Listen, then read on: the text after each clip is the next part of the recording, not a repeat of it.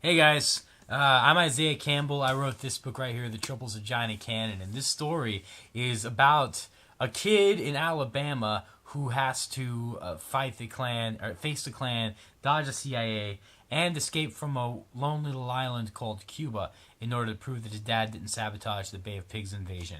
And considering the news that's happened recently about Cuba and about how America is repairing the relationship with Cuba, I know that there's a lot of people, especially a lot of middle schoolers, that may not know the history of the conflict because we don't teach it quite enough in our schools. But at the end of this book, The Troubles of Johnny Cannon, way back here at the end, there's a paper that Johnny Cannon wrote that outlines the history of the conflict of us in Cuba and our relationship with Cuba. So what I'm going to do is I'm actually going to read that paper to you right now. It starts on page 289 of the book. So if you've read the book, you can read along. If you haven't read the book, then go get the book, and I think you'll enjoy it. It's an adventure. It's funny. It covers some depressing things of history in a non-depressing way. So. But anyway, 289 of the book, starting with the second paragraph, it goes like this. Cuba is an island about 90 miles south of Florida, which I reckon is just about spitting distance. Well, for a world champion spitter, that is. If the seeds are right and he's got a good wind behind him. Maybe it ain't, but I'm going to say it is because it works real good in this report. When Christopher Columbus landed on the island in 1492, he claimed it for the likes of Spain. I reckon it was a good thing to do, bringing civilization to the natives and such. Of course, he brought smallpox too, but nobody's perfect. 400 years after Columbus did that, the folks on the island started getting tired of being ruled by the Spanish. A fellow by the name of Jose Marti, who I reckon was an ancestor of my buddy Carlos Marti, he's in the book, you have to read this book to started a group in 1892 that was looking to get Cuba's independence from Spain. Of course, Spain wasn't too happy about that, and that started a war. And since the war was happening just 90 miles south of us, and since somebody went and blew up an American ship in the Havana harbor, the U.S. got involved. That was the Spanish-American War, which went on until 1898, and it eventually wound up with Cuba getting freed from the Spanish folk. After all that mess, it was real good for the Cubans to be their own nation and such. They were so thankful for all that America had done that they went ahead and let America have quite a bit of control in their country. We bought up a lot of land, put a whole mess of our businesses down there, and even started heading down there for vacations. There was casinos and resorts built up, and it turned into a real nice place. I've got a kitty cat, by the way. And it turned into a real nice place to visit. Even Walt Disney spent some time down there, Mickey Mouse too, so you know it was nice. Well, I reckon it was nice for us, and nice for the wealthy folks in Cuba, but there was a whole mess of folks in Cuba that didn't take too kindly to what was going on in their country. They were the folks that was seeing all the poor people who couldn't get jobs, and seeing all the bad junk the American mafia was bringing down from the States, like drugs and prostitution and stuff. They also was seeing their own president, a fellow by the name of Batista, who wasn't concerned with nothing more than making and keeping money. He even had a solid gold telephone, which sounded real neat until you think of all them folks that didn't have no bread. Then in 1953, there was a fellow that started listening to all them folks that didn't have no bread. His name was Fidel Castro. And he started preaching that the way to fix Cuba was to get rid of the government they had, get rid of all them Americans, and turn their country into one where everybody got to be equal. Which sounded real good on paper. And turn their country into one where everybody got to be equal. Which sounded real good on paper, I guess.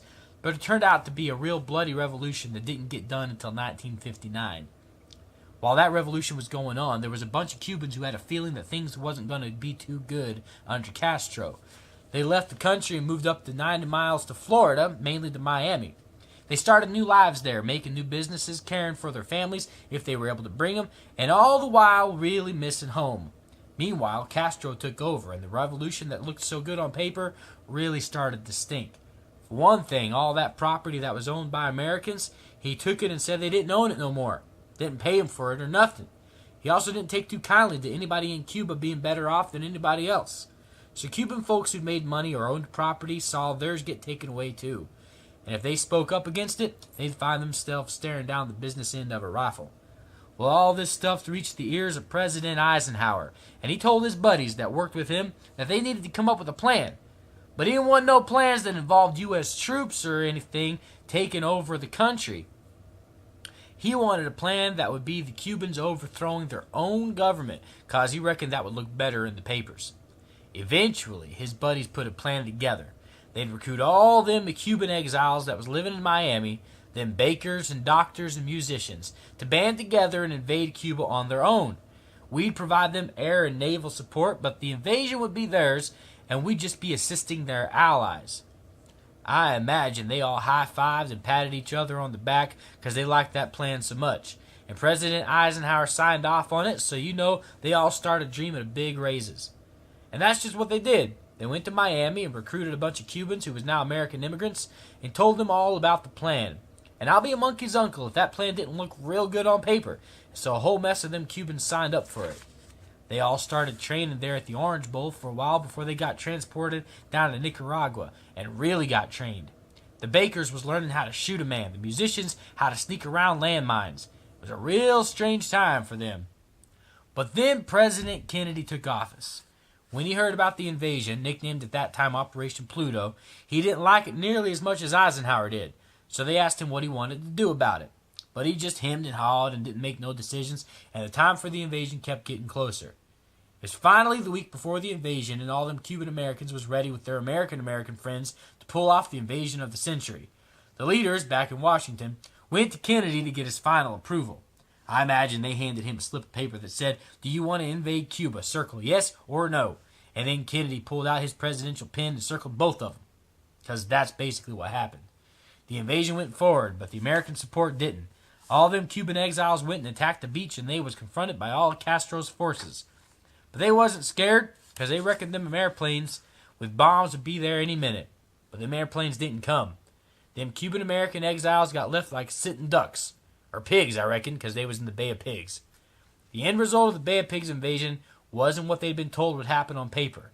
Instead, all them exiles we sent on the mission got captured by Castro and was held inside his prisons.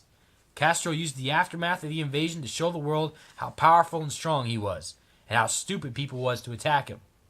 Kennedy eventually told the world that he'd messed up, and on paper that should have ruined his presidency. But because he was honest with folks, it actually made him look better. Even though there was over 1,000 Cuban exiles who was sitting in Castro's dungeon because President Kennedy had bailed on them, America decided he was still a pretty cool president, and the world decided that Castro was a pretty powerful fella. And a whole mess of people forgot about them fellas in them dungeons that had just wanted to go home. But who knows, maybe they won't be forgotten forever. Maybe putting them down on paper like this is a start. And so that's where the story in Johnny Cannon ends. But we know from history that more things happened. After the Bay of Pigs invasion, later on, we did have the trade embargo that actually started at the beginning of 1961. And then later on that year, there was Operation Pedro Pan, which was an operation that was bringing children from Cuba into America and placing them in homes they were trying to escape from the Castro's regime.